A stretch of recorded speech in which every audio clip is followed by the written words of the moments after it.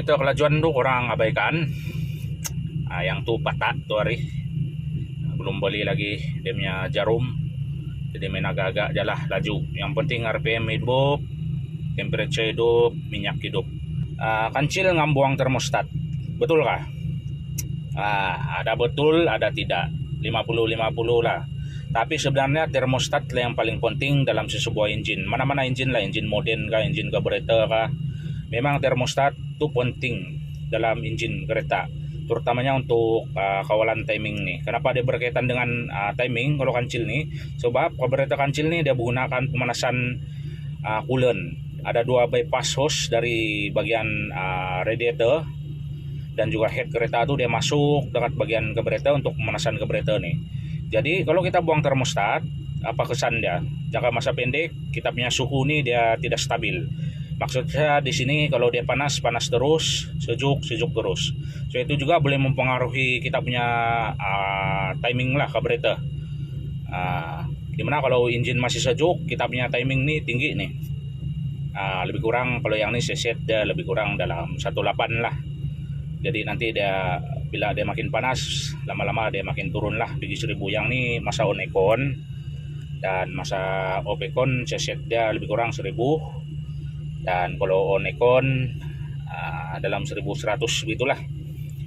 Supaya tidak berapa gegar. Kalau engine sudah tua nih ataupun kereta sudah tua, memang kalau kita adjust lagi rendah makin banyak gegar lah. Oke, termostat perlu kah buang kalau ada masalah overheat?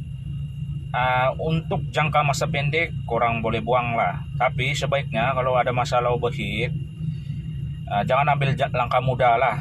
Contohnya buang termostat. Korang kena kaji. Boleh jadi dari korang punya kipas, radiator, orang punya radiator sumbat, orang punya water pump. Cek dulu yang benda-benda basic. Kadang-kadang grounding pun boleh jadi masalah juga. Kita punya suhu ini tiba-tiba naik. Grounding orang akan cek. Lepas tu orang punya adjustment distributor. Pastikan dia ikut BTDC. Kalau orang set bagi dia tinggi, cepat panas lah. Sebab api itu kuat kan.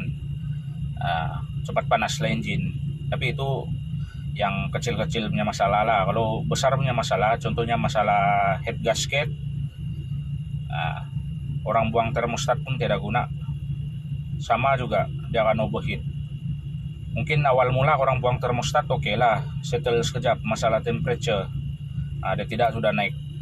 Tapi makin lama orang biarkan, kalau tidak pakai termostat, orang kasih biar tuh head gasket tidak pakai, komponen dalaman engine untuk jangka masa panjang dia boleh haus, liner boleh haus, orang punya piston ring, orang punya piston, conrod semua, main bearing semua dia boleh bermasalah disebabkan termostat tidak. Kalau buang termostat, suhu engine yang suhu bekerja dia tidak akan tercapai. Kalau kita buang termostat, suhu engine ini dia tidak tercapai, dia tidak capai suhu kerja dia. Jadi semua komponen dalam engine itu, contohnya carburetor, kalau fuel injection lagi, coil, ECU dia bagi signal yang salah antar dekat bagian engine supaya bagi bakar lebih banyak minyak ataupun campuran udara itu lebih banyak. Jadi itulah di sana keburukan dia, penjimatan minyak memang out, memang banyak guna minyak petrol. Itu jangka masa pendek lah, jangka masa pendek penggunaan petrol jadi tinggi, timing tidak stabil. Lepas itu apalagi itu, kalau suhu engine dia panas terus, kalau sejuk terus lah. Dimana kalau dia naikkan dia naik terus, itu jarum. Kalau dia sejuk terus, tidak stabil lah. Jadi engine pun tidak menerima suhu yang bekerja. Jadi semua komponen kena push lah untuk mencapai itu suhu kerja yang tidak akan tercapai sampai bila-bila sebab kena buang termostat. Boleh cek satu persatu. Daripada orang buang termostat lagi banyak masalah. Ini saya kasih tahu sedia lah. Kalau ada yang tidak suka ataupun bilang geng-geng termostat yang bilang apa mau pakai termostat, ini Malaysia, betul lah. Nah, itu tidak boleh buat apa lah kalau sudah orang punya pemikiran macam tuh. Tapi kalau kita ikut engineer yang buat tuh termostat, dia sudah fungsi jipun ataupun jipun sudah buat tuh barang, kenapa kita mau buang? Hmm, satu aja, sebab tuh, sebab mau elak overheat.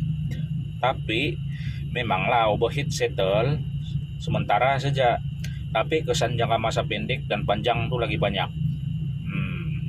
Ataupun kalau orang takut engine orang ini terlampau panas, lebih baik orang guna termostat yang 70 lebih darjah tuh dia sudah terbuka lah, yang dia lembut sedikit. Daripada tidak pakai termostat, banyak kesan buruk tuh. Kesan jangka masa pendek inilah timing dia kacau.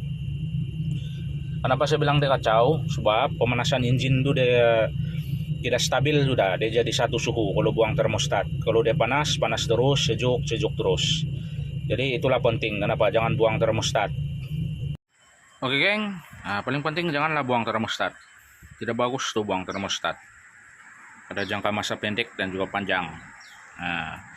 Kalau ada masalah overheat, ceklah orang punya kipas, orang punya radiator, water pump. Kalau sudah tukar semua tuh, nih hose radiator pun kurang cek, mana tahu ada bucur kan. Sebab kalau radiator hose nih dia ada expired, tiap 5 tahun bolehlah standby untuk tukar. Tapi kalau guna yang brand bagus macam nih, Semco nih, dia 3 layer kalau tidak silap, dia ada tebal sedikit berbanding yang hose biasa tuh, dia boleh lebih tahan lama lah, janji kurang baik coolant saja.